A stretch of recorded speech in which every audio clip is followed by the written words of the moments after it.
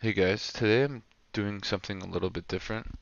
I have a hand that I played online that I actually have the recording of because Global allows uh, you to do this, and it's a hand that was quite controversial amongst my poker groups that I posted it in, but it's one of those hands that I'm sort of gonna stick with my convictions about because there's sometimes you have a read or you have a certain I don't know what the right terminology is, but just you just you're not going to back down because I don't think this hand is not GTO and it's very exploitative and it's not standard. That's the key thing is that it's not standard at all. And when when a when a hand is played non-standard, you're gonna get a lot of criticism, and you might make the wrong play, but in hopes of showing that there's certain times you have a read on someone or you have a certain idea about how someone plays, you have to deviate from what is standard. And in order to be truly good at any game, you have to do stuff that might not be traditional. So we'll just get right into it. It's blind versus blind. So I'm going to show the hand first play out, and then we'll go into talking about it. He raises pre, I call. Queen Jack 7, checks. I bet big, about 2/3. He calls. Nine of clubs gives me two pair. He checks again. I check. Ace of clubs on the river. He bets big, uh, about 75%, and I fold. So there's the hand, kind of a strange non-standard hand, and we'll get into the analysis. With a Queen Jack 7 rainbow board, he checks, and what the standard play to do here is actually to check back. I think that's extremely standard. I ran the sim. I'm not going to use the solver too much. I'll bring it up over here. And if you see 9-7 off, these are very tightly solved ranges.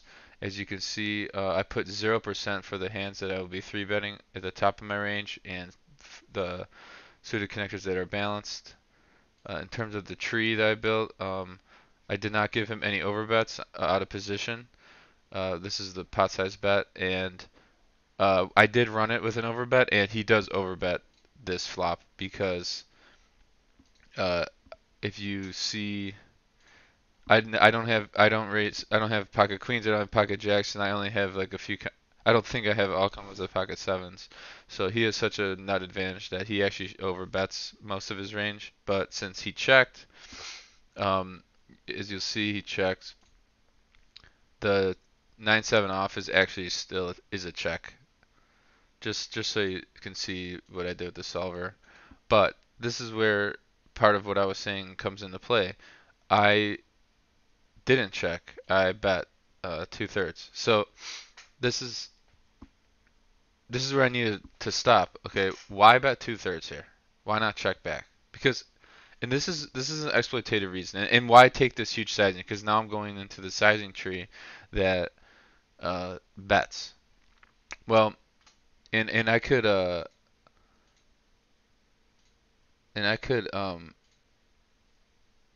I'm node locking on the other screen here, and uh and I did node lock it for the bet.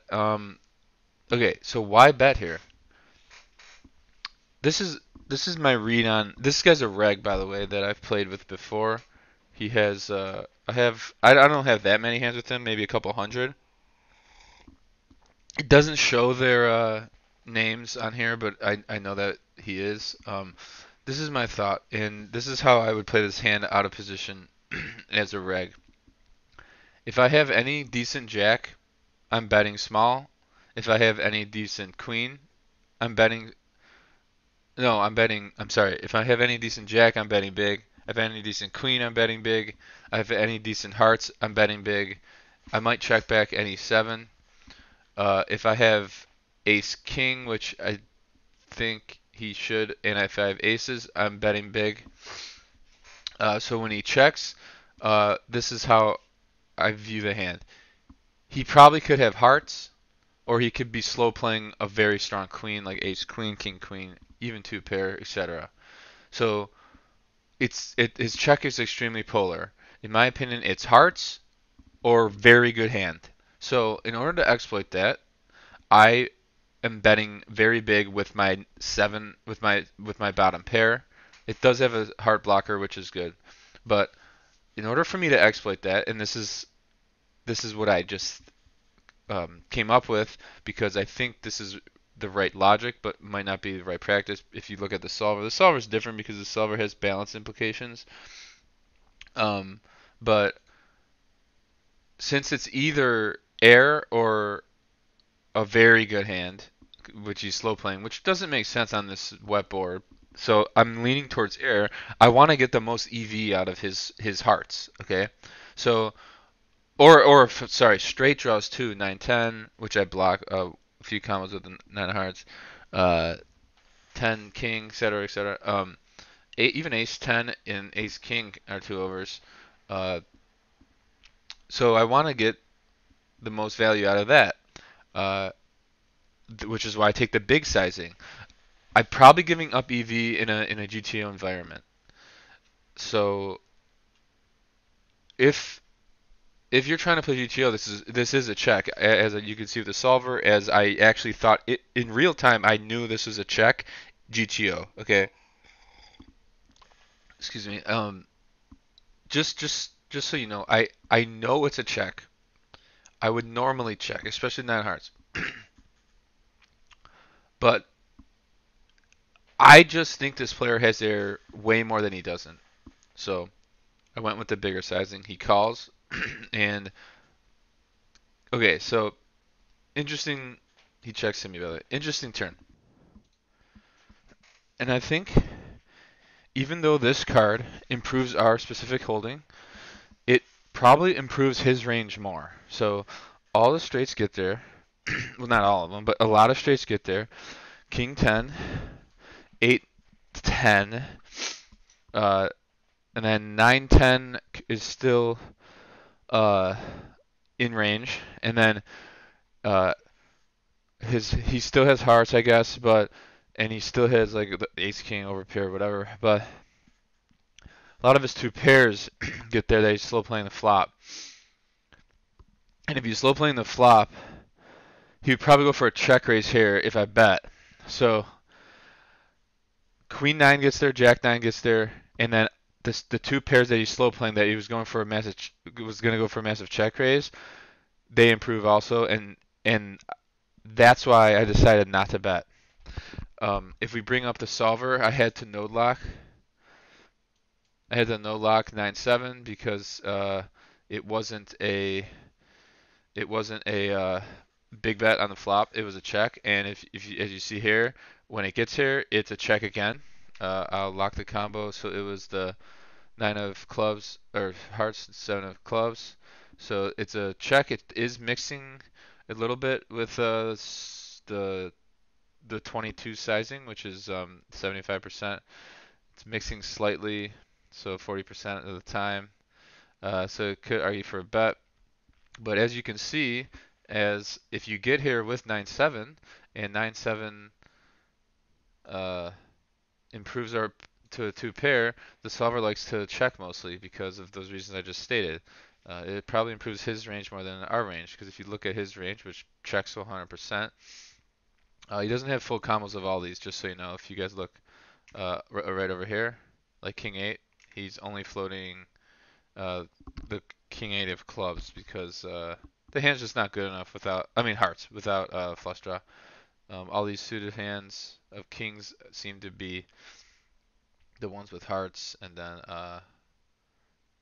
King Jack has the pair, King Queen's a pair, etc., etc. Um, so all these hands that are checking, a lot of them improve with the nine.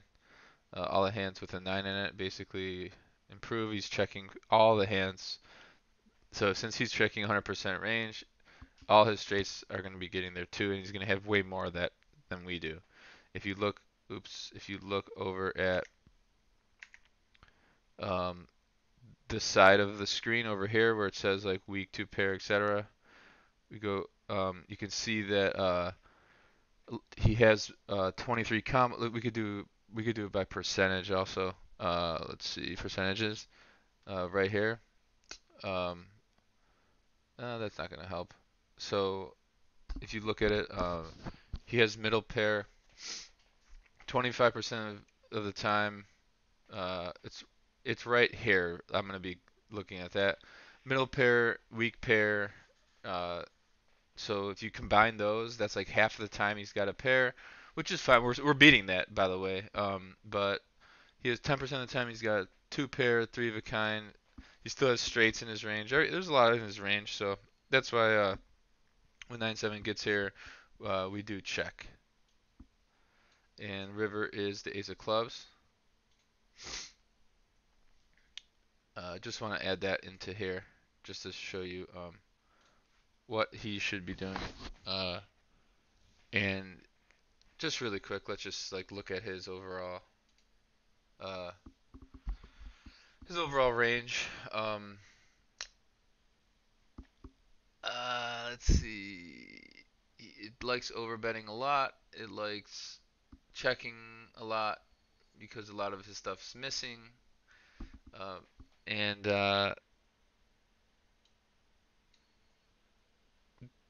this 60% pot size bet is not being used very often, which he does go ahead and do, which is why I folded, because if he uses this sizing, this 20%, 60% sizing, 9-7 off does call.